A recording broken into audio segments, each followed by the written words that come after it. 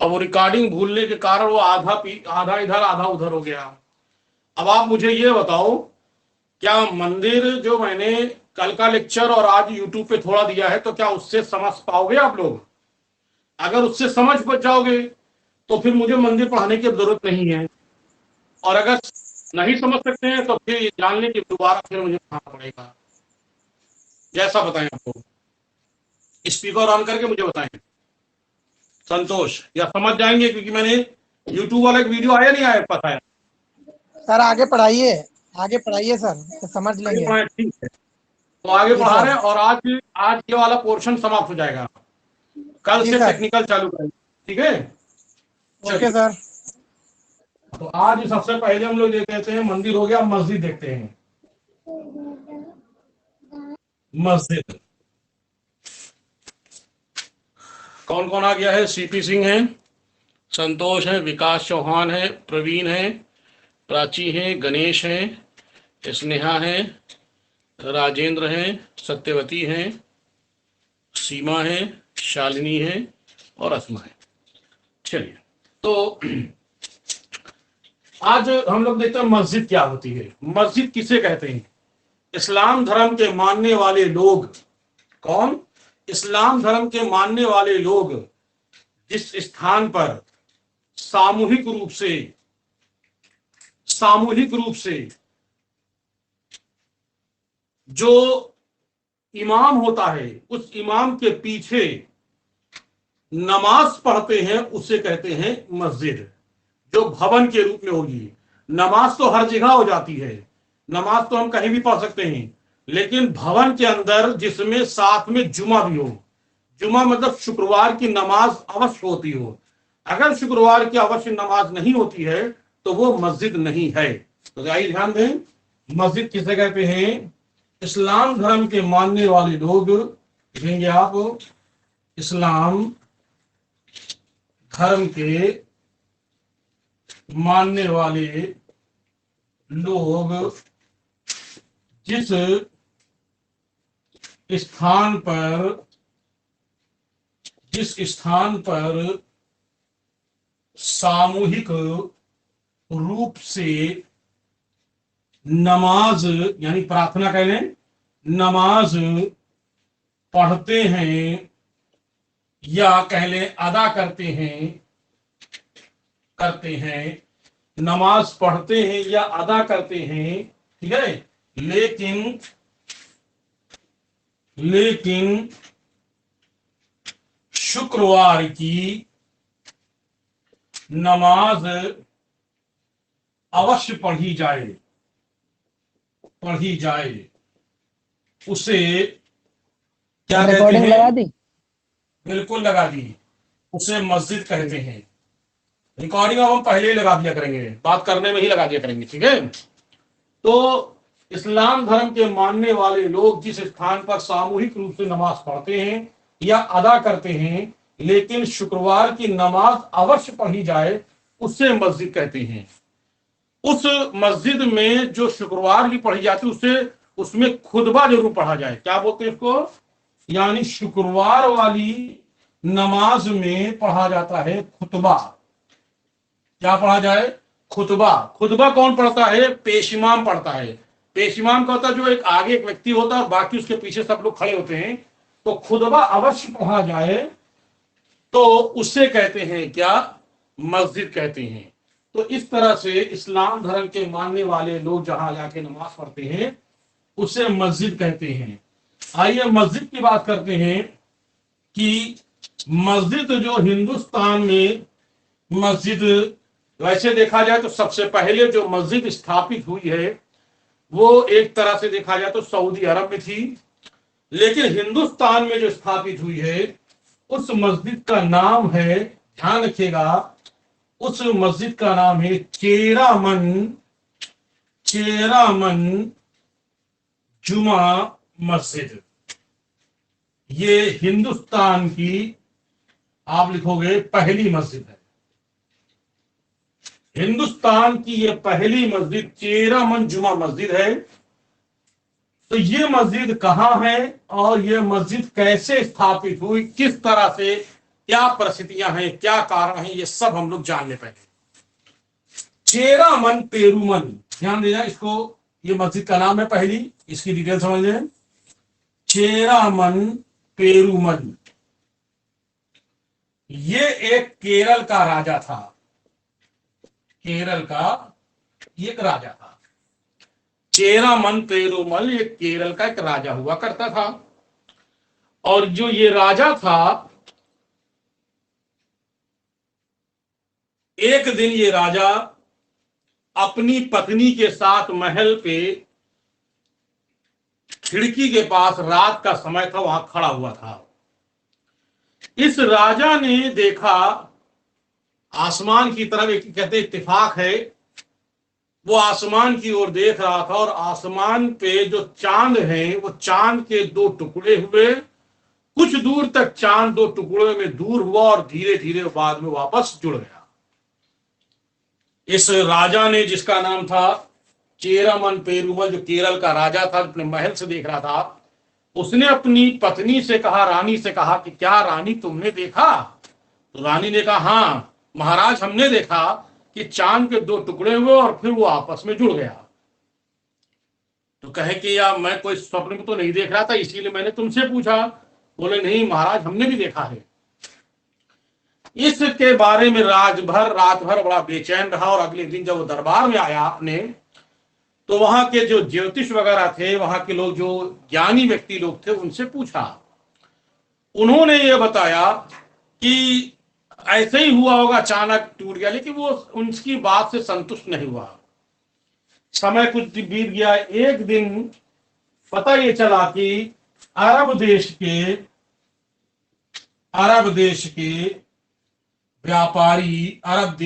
व्यापारी मालाबार के तट पे आए हैं। मालाबार, उस समय व्यापारी मालाबार के तट पे आते थे, मालाबार के तट पर आए हैं व्यापार के लिए।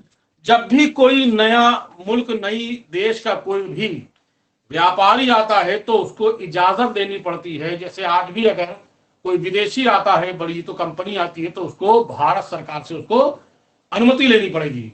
तो इसमें भी चेरामन पेरूमल के राजा के पास ये अरब देश के व्यापारी गए और वो उनको व्यापार करने की अनुमति लेनी थी।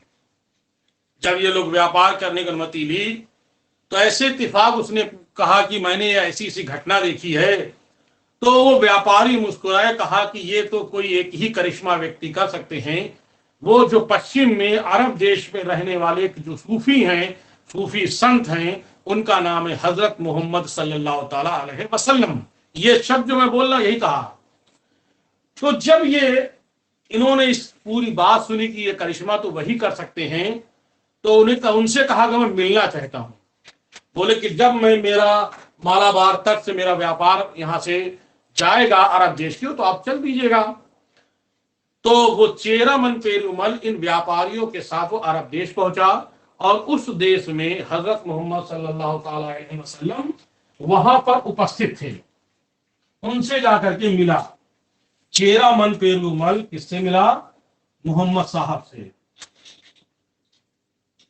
इनसे वो राजा मिला और वो राजा ने जिनसे मिलकर इतना इनसे इंप्रेस हुआ, इतना ज्यादा उनसे मुखातिब हुआ, इनसे ज्यादा प्रभावित हुआ कि वो राजा, उसने बहुत सारी बातें हैं, बस इतना समझ लीजिए कि वो राजा इतना प्रभावित हुआ कि उसने इस्लाम धर्म स्वीकार कर लिया। यानी चेरामन पेरूमल ने इस्लाम धर्म स्वीकार किया। इस्लाम धर्म को स्वीकार किया और इस चेरामन पेरूमल का नया नाम जो पड़ा, नया नाम, वो नाम रखा गया ताजुद्दीन। क्या नाम रखा? उसने अपना नाम रखा ताजुद्दीन। ये हिंदुस्तान का ये पहला व्यक्ति है जिसने इस्लाम धर्म को स्वीकार किया था, जिसका नाम था ताजुद्दीन। उसका असली नाम था चेरामन पेरूमल, केरल का राजा। उसने अपना नाम रखा ताजुद्दीन। ये ताजुद्दीन वहां रहा, इस्लाम के बारे में जाना समझा। जब हजरत मोहम्मद सल्लल्लाहु अलैहि वसल्लम ने जब धर्म का प्रचार प्रसार करने के लिए ताजुद्दीन को हिंदुस्तान की तरफ भेजा, जाओ हिंदुस्तान में जो है इस्लाम का प्रचार करो। तो ताजुद्दीन के साथ साथ में एक एक व्यक्ति और साथ में चला था, उसका नाम था मलिक बिन दीनार। क्या नाम था? मलिक बिन दीनार। ठीक है, मलिक बिन दीनार ये और प्लस ताजुद्दीन, ये दोनों लोग, ताजुद्दीन ये दोनों लोग अपने कुछ सिपाहियों के साथ, कुछ और लोग के साथ ये वहां से चला, स्टार्ट हुआ। कुछ दूर पर ये लोग कहां आ रहे थे? ये लोग हिंदुस्तान आ रहे थे, हिंदुस्तान आ रहे थे। रास्ते में ताजुद्दीन हो गया बीमार, ताजुद्दीन हो गया बीमार। जब ताजुद्दीन बीमार हो गया तो उसको लगा कि हम हिंदुस्तान नहीं पहुंच सकते हैं और वहां पर जाके इस्लाम धर्म का प्रचार करना है, क्योंकि वो राजा तो थे ही केरल का। तो ताजुद्दीन यानी जिसका नाम था चेरामन पेरुमल, उसने केरल के राजा, जो भी उस वक्त राजा तत्काल में था, केरल के राजा के नाम उसने एक लिखा पत्र। कहा कि इस पत्र में लिखा कि ये मलिक बिन दीनार हमारे साथी है, वो हिंदुस्तान में इस्लाम धर्म का प्रचार करना चाहते हैं और उसका केंद्र बनाना चाहते हैं। ये पत्र लेकर के उस वक्त केरल के राजा के पास मिले, राजा ने अनुमति दे दी और इस तरह से हिंदुस्तान में केरल से ही इस्लाम धर्म के प्रचार की शुरुआत हुई। ठीक है, इसीलिए इस्लाम धर्म के प्रचार की शुरुआत कहां से हुई? केरल से हुई। और मलिक बिन दीनार ने केरल के थ्रिशूर जिले में ध्यान रखिएगा, ध्यान दीजिएगा। मैंने कहा कि केरल के थ्रिशूर जिले में कोडनगल्लूर नामक स्थान पर मलिक बिन दीनार ने हिंदुस्तान की पहली मस्जिद 629 ईस्वी में स्थापित की और उस मस्जिद का नाम है चेरामन जुमा मस्जिद। उस मस्जिद का नाम है चेरामन जुमा मस्जिद। चेरामन जुमा मस्जिद ये स्थापित हुई, ध्यान रखिएगा। चेरामन जुमा मस्जिद केरल के थ्रिशूर जिले में कोडनगल्लूर नामक स्थान पर ये मलिक बिन दीनार द्वारा ये हिंदुस्तान की पहली मस्जिद स्थापित हुई। ठीक है ना। अब यही मस्जिद जो हिंदुस्तान में स्थापित हुई थी, इस मस्जिद 1341 में ये मस्जिद जो है बाढ़ के कारण क्षतिग्रस्त हुई थी। 1341 में बाढ़ के कारण क्षतिग्रस्त हुई, यानी क्या लिखेंगे हम? क्षतिग्रस्त हुई और इसकी पुनः इसकी मरम्मत कराई गई। आप चाहो तो नेट पर सर्च करके देख सकते हो कि क्या चेरामन पेरुमल या चेरामन जुमा नाम से कोई मस्जिद केरल में है या नहीं है। तो है, तो आप उसको देख सकते हो। तो हिंदुस्तान की जो पहली मस्जिद जो स्थापित हुई है वो 629 ईस्वी में स्थापित हुई थी। अब बात करते हैं हिंदुस्तान की दूसरी मस्जिद। हिंदुस्तान की दूसरी मस्जिद ये स्थापित हुई है 1195 ईस्वी में। उस मस्जिद का नाम है कुव्वतुल इस्लाम मस्जिद। कुव्वतुल इस्लाम मस्जिद। कुव्वतुल इस्लाम मस्जिद ये कहां स्थापित हुई? तो आप कहोगे दिल्ली में। किसने स्थापित किया था इसे? तो कहोगे तुर्की शासक कुतुबुद्दीन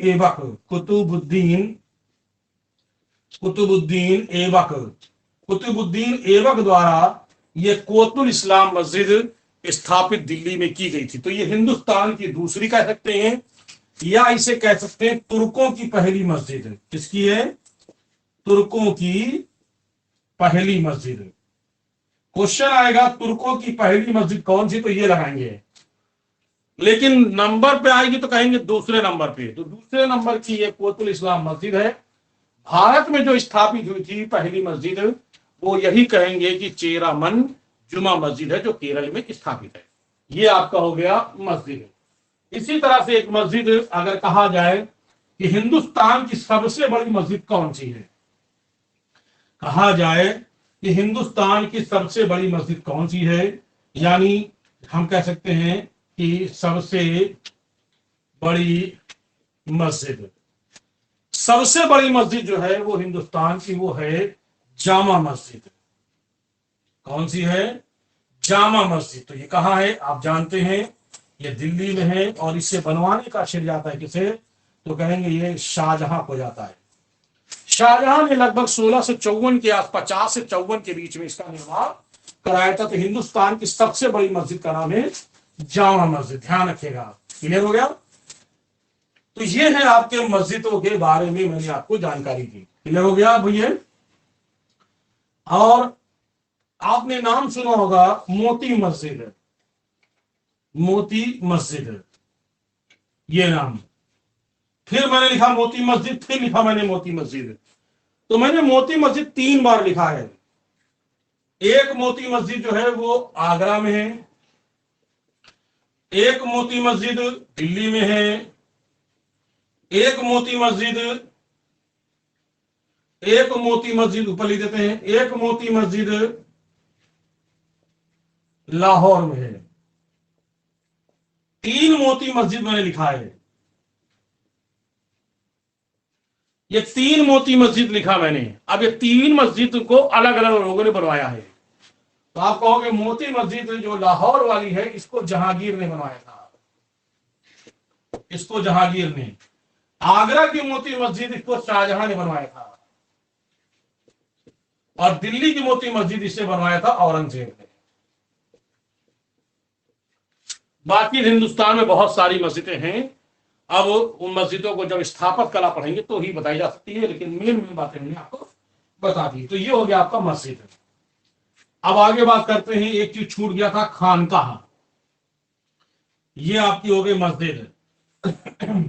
अब बात करते हैं खानकाह। खानकाह, खानकाह क्या होता है? खानकाह उसे कहते हैं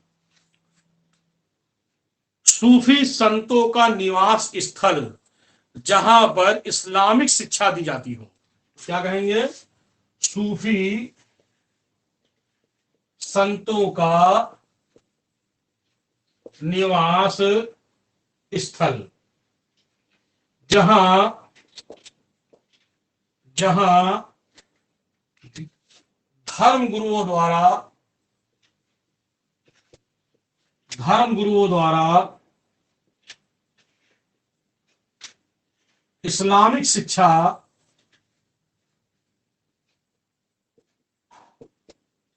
प्रदान की जाती है।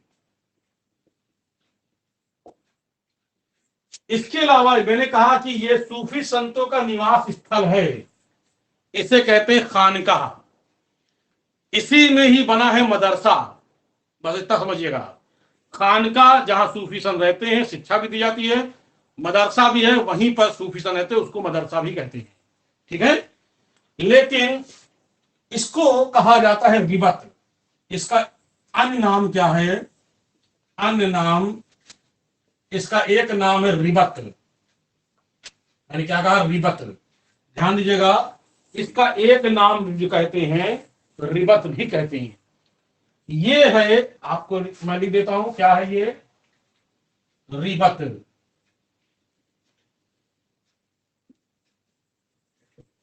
ये इसको रिबत भी कहते हैं। तो इस तरह से खानका जो होता है ये सूफी संतों का मुख्य रूप से निवास स्थल होता है। और इस खानका, हिंदुस्तान का पहला खानका, नोट करिएगा पूरी बात, हिंदुस्तान का पहला खानका कहाँ है? तो कहेंगे बिहार के, ठीक है, कहाँ है? तो बिहार में कौन कौन सा है? मनेर शरीफ। कौन सा? मनेर शरीफ। हिंदुस्तान का पहला खानका जो है कौन सा है? बिहार में है मनेर शरीफ। याद रखिएगा, ये कहाँ है? बिहार में मनेर शरीफ है। और बिहार के कहाँ है ये? पटना जिले में। किस जिले में है? बिहार के पटना जिले में मनेर शरीफ। ध्यान रखिएगा, ये कहीं किताब में लिखा नहीं है, मनेर शरीफ। और ये 14, वर्तमान की बात कर रहा हूं, वर्तमान में 14 सिलसिलों का केंद्र है। और सिलसिला किसे कहते हैं? सिलसिला उसे कहते हैं, ध्यान देना, सिलसिला उसे कहते हैं जिसको हम हिंदी में कहते हैं संप्रदाय। क्या कहते हैं? संप्रदाय। इसको कहते हैं सिलसिला, कहते हैं संप्रदाय। तो 14 संप्रदाय कह लो, या 14, इसको अरबी में कहेंगे 14 सिलसिलों का ये केंद्र है, जो कहलाता है मनेर शरीफ, हिंदुस्तान का पहला खानका। क्लियर हो गया आप लोग को? अब आइए हम लोग लास्ट चलते हैं, विश्वविद्यालय। कौन सा है लास्ट में? विश्वविद्यालय।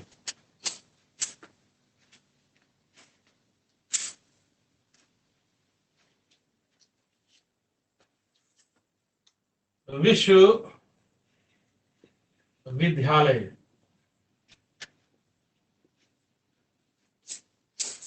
विश्वविद्यालय का मतलब होता है कि जहां पर छात्रों को शिक्षा दी जाए, परीक्षा कराई जाए, रिजल्ट घोषित किया जाए और उपाधि भी दी जाए, ठीक है, उसे कहते हैं विश्वविद्यालय। तो भारत का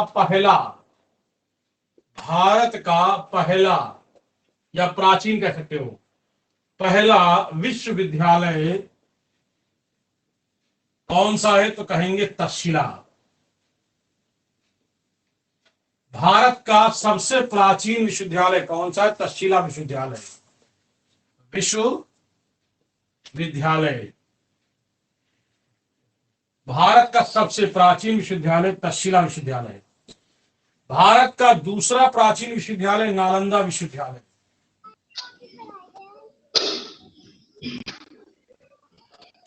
भारत का तीसरा विश्वविद्यालय, याद कर लीजिएगा, तीसरा विश्वविद्यालय जो है वो है आपका विक्रमशिला विश्वविद्यालय। सर दिख नहीं रहा। क्या कह रही हो? क्या दिख नहीं रहा है दिख नहीं रहा है? जी। और लोग को दिख रहा है? बढ़िया दिख रहा है सर, बढ़िया दिख रहा है। हाँ, तो जहां जिसको ना दिखे वो समझ लो नेटवर्क की प्रॉब्लम है। देख लो, थोड़ा सा आगे पीछे आ जाता है, ये नेटवर्क की वजह से होता है और कुछ दिक्कत नहीं है। अगर हमारे किसी को नहीं दिख रहा तो समझ लो नेटवर्क हमारे यहाँ प्रॉब्लम है, ठीक है? घबराइए नहीं, हो जाएगा। अभी मैं ब्रॉडबैंड लगवा दूंगा तो बिल्कुल ही सब प्रॉब्लम खत्म हो जाएगी। तो तक्षशिला विश्वविद्यालय, नालंदा विश्वविद्यालय, विक्रमशिला विश्वविद्यालय, ये 3 विश्वविद्यालय जो सबसे प्राचीन विश्वविद्यालय माने जाते हैं। पहले इनको हम बता देते हैं, समय बचेगा तो और भी विश्वविद्यालय बताए जाएंगे। तो सबसे पहला विश्वविद्यालय हम बात करते हैं तक्षशिला विश्वविद्यालय। तक्षशिला विश्वविद्यालय की बात करते हैं। तो तक्षशिला विश्वविद्यालय की खोज, इसकी खोज अलेक्जेंडर कनिंघम ने की थी। अलेक्जेंडर कनिंघम ने इसको खोजा था। कौन सा विश्वविद्यालय? तक्षशिला विश्वविद्यालय। ये वर्तमान में यह विश्वविद्यालय, वर्तमान में इसके साक्ष्य पाकिस्तान के रावलपिंडी से 18 किलोमीटर दूर मिलते हैं। कहां से मिलते हैं? तक्षशिला से मिलते हैं। इसका नाम तक्षशिला कैसे पड़ा? आइए ध्यान दें, जो हमने आने वाले वो पहले आ गए। खोज किसने की? कनिंघम ने। क्लियर? वर्तमान में साक्ष्य है पाकिस्तान के रावलपिंडी से हमको तक्षशिला से इसके साक्ष्य मिलते हैं। लेकिन ये जो विश्वविद्यालय है यह स्थापित कब हुआ, कैसे हुआ? तो ध्यान दीजिएगा, इस विश्वविद्यालय की स्थापना और किसके नाम पे पड़ा? तो भगवान राम के भाई भरत का पुत्र का नाम था तक्ष। पुत्र का नाम क्या था? तक्ष। और तक्ष ने ये विद्यालय, तक्ष के नाम पर इसका नाम पड़ा तक्षशिला। और यहीं पर सातवीं से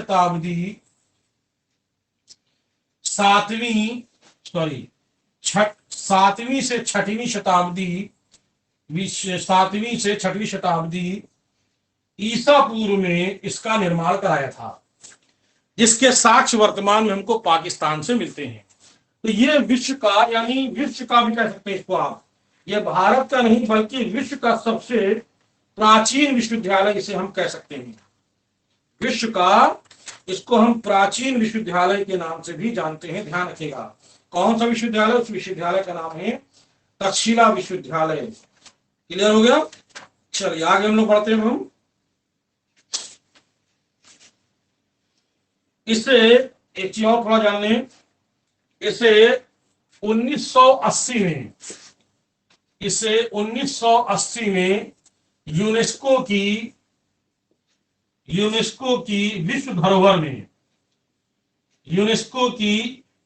विश्व धरोहर में शामिल किया गया है। ध्यान रखिएगा, इसको 1980 में यूनेस्को की विश्व धरोहर में इसे शामिल किया गया है। यह भारत का और विश्व का सबसे प्राचीन विश्वविद्यालय माना जाता है। क्लियर हो गया? चलिए याद रखिएगा 1980 में। अब अगला दूसरा विश्वविद्यालय इंपॉर्टेंट कौन सा है? दूसरा विश्वविद्यालय जो इंपॉर्टेंट है उस विश्वविद्यालय का नाम है, ध्यान दीजिएगा, उस विश्वविद्यालय का नाम है नालंदा। कौन सा विश्वविद्यालय? नालंदा विश्वविद्यालय। नालंदा विश्वविद्यालय बिहार के राजगृह से इसके साक्ष्य मिलते हैं। ये विश्वविद्यालय कहाँ है? बिहार के राजगृह में। ये बिहार के राजगृह में स्थित है, क्षतिग्रस्त अवस्था में लेकिन स्थित है। नालंदा विश्वविद्यालय बिहार के राजगृह में स्थित है। इसका निर्माण 455 ईस्वी में, यानी 6वीं शताब्दी ईस्वी में, तो सॉरी 5वीं शताब्दी ईस्वी में, इसका 455 ईस्वी में गुप्त शासक कुमार गुप्त ने निर्माण कराया था। गुप्त शासक कुमार गुप्त ने इसका निर्माण कराया था। ठीक है? और नालंदा विश्वविद्यालय का प्रसिद्ध आचार्य का नाम था राहुल श्रीभद्र।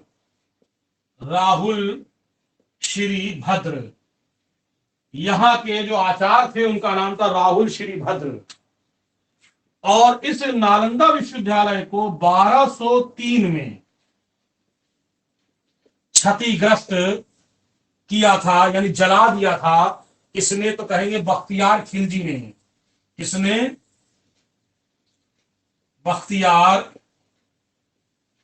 खिलजी ने इसे क्षतिग्रस्त कर दिया था, अर्थात इसे जला दिया था। ये क्वेश्चन आने वाले हैं जो मैंने आपको बता दिया है, समझ लीजिएगा। बिहार के राजगृह में स्थित है, ये क्वेश्चन बन गया, आया है, क्वेश्चन आ चुका है कला में। ये कब बना? 455 ईस्वी में। किसने बनवाया? गुप्त शासक कुमार गुप्त ने बनवाया। यहाँ का प्रसिद्ध आचार्य कौन था? राहुल श्रीभद्र थे। 1203 में इसे क्षतिग्रस्त किसने किया था? तो आप कहेंगे बख्तियार खिलजी ने इसे क्षतिग्रस्त किया था। यहाँ का सबसे प्रसिद्ध छात्र और आचार्य भी रहे, इनको कह सकते हैं, ह्वेनसांग भी यहाँ पर रहे हैं। अब आइए हम थोड़ी सी इसकी कहानी जान लें, क्या है ये, कैसे क्षतिग्रस्त हुआ है, किस तरह से हुआ है, क्यों हुआ, ये देखते हैं। ये बख्तियार खिलजी जो था, ये कुतुबुद्दीन ऐबक का ये सिपह सालार था।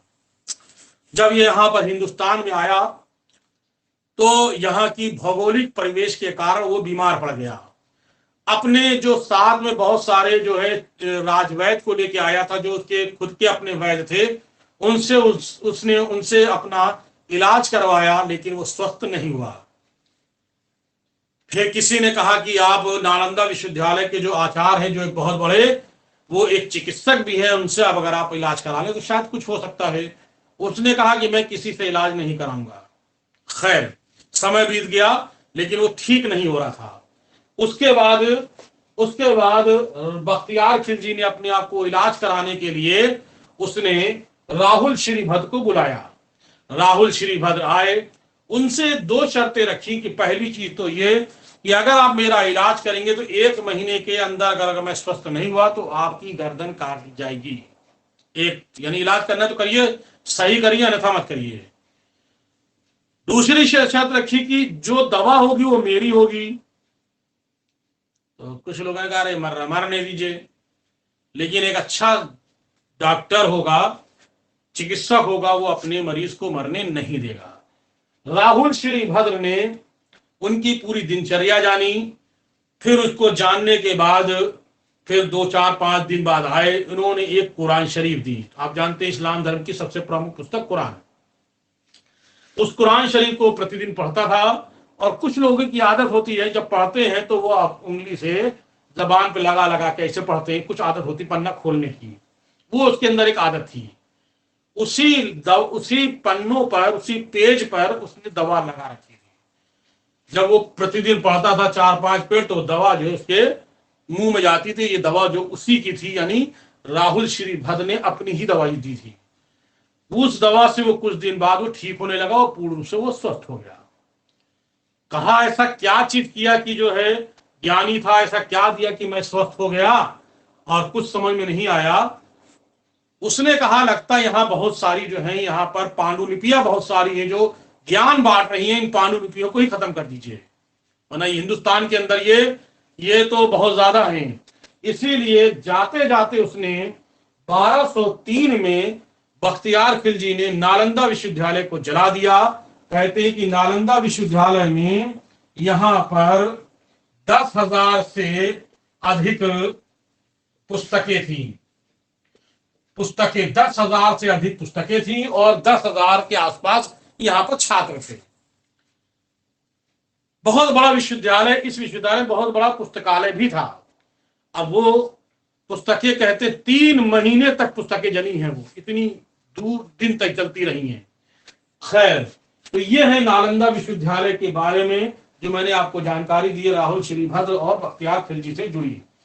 इसके बाद अगला विश्वविद्यालय जो आएगा, और उस विश्वविद्यालय का जो नाम है वो है आपका विक्रमशिला विश्वविद्यालय। विक्रमशिला विश्वविद्यालय। विक्रमशिला विश्वविद्यालय का निर्माण 775 से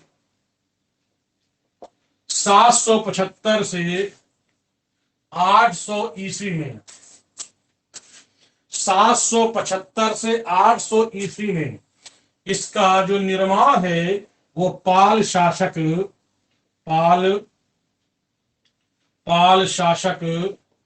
धर्मपाल ने निर्माण कराया था। धर्मपाल ने निर्माण कराया। कहां कराया? तो ये जो है, ये कहां कराया था? तो ये कराया था भागलपुर में, बिहार के भागलपुर। ये कहां है? ये बिहार में है। बिहार के भागलपुर नामक स्थान पर इसका निर्माण कराया था। लेकिन वर्तमान साक्ष्य जो हमको मिलते हैं, कहां से मिलते हैं? इसके वर्तमान साक्ष्य जो हमको मिलते हैं वो मिलते हैं, ध्यान रखिएगा, वो कहां से मिलते हैं? वो मिलते हैं भागलपुर से 24 मील दूर दूर पत्थर घाट से। कहां से मिलते हैं? 24 मील दूर पत्थर घाट से मिलते हैं। इस विक्रमशिला विश्वविद्यालय को 1206 में इसे भी बख्तियार खिलजी ने इसे भी जला दिया था। यह क्षतिग्रस्त अवस्था में इस समय है, तो बख्तियार खिलजी ने इसे भी जला दिया था। तो ये आपके जो प्राचीन विश्वविद्यालय हो गए हैं।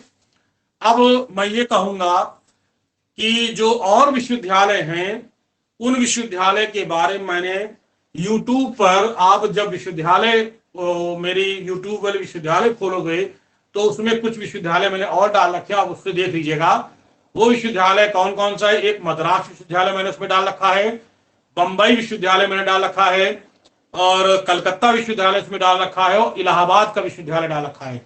तो उससे मैं समझता हूं कि बेहतर आप उससे देख लीजिएगा, कोई दिक्कत नहीं है। सेम लेक्चर मैंने दिया है जो वही देंगे अभी भी, तो बेहतर है कि मैंने जो मेन चीजें थी वो मैंने लेक्चर दे दिए हैं। अब कल से जो शुरू करूंगा वो आपकी टेक्निकल की शुरुआत होगी। कल से टेक्निकल मैं पढ़ाऊंगा। ये आज आपका पूरा बेसिक पार्ट आपका खत्म हो गया। एक तो ये, दूसरी सूचना ये कि बहुत सारे लोगों ने अभी शुल्क नहीं जमा किया, तो उनसे निवेदन है कि वो शुल्क जमा कर दें। पुराने भी जो है प्रयास करें भाई, पुराने के लिए कि हमारी थोड़ा छूट भी दे देते हैं कि वो आगे पीछे एडजस्ट कर सकते हैं, कोई दिक्कत नहीं है। लेकिन खास तौर से नए लोग जो जुड़े हैं, बहुत सारे लोगों ने फीस जमा कर दी, लेकिन जो लोगों ने नहीं जमा की है मैं उनसे भी कहूंगा कि वो फीस तुरंत जमा कर दें। कल क्लास में इनको छूट दे दूंगा, अगर कल के बाद वो नहीं हो तो मैं परसों खुद ब खुद मैं डिलीट मार दूंगा। तो चलिए, ये विक्रमशिला बाकी विश्वविद्यालय मैंने बता दिया, आज इतना रखिए। कल फिर हम लोग टेक्निकल की शुरुआत करें। कल से वास्तविक कला कल से शुरू होगी, अभी बेसिक चीजें पढ़ा रहे हैं, ठीक है। तो चलिए, तब तक के लिए आप लोग को गुड नाइट, जय हिंद। कुछ पढ़ना हो, कुछ पूछना हो तो मुझसे पूछ सकता है, ठीक है। और मंदिर वाली जो चीजें छूट गई हैं, वो मंदिर वाला जो मैंने यूट्यूब पे डाल रखा है, दो आज भी मैंने एक डाला है, तो शायद आप पास गया होगा। अगर आपने सब्सक्राइब किया होगा तो आप पास जरूर गया होगा, तो वो मैसेज आप पास आएगा और उसको आप आराम से देख सकते हैं। तो चलिए, बाकी हम लोग कल मिलते हैं, तब तक के लिए आप लोग good night. Good night sir. Good night Sneha, good night Praveen, good night good night sir. Sneha, good night good sir. Night, good night, good night Anand, good night Vikas, good night good night sir. Aasman, good night. चलिए। ठीक sir, thank you sir.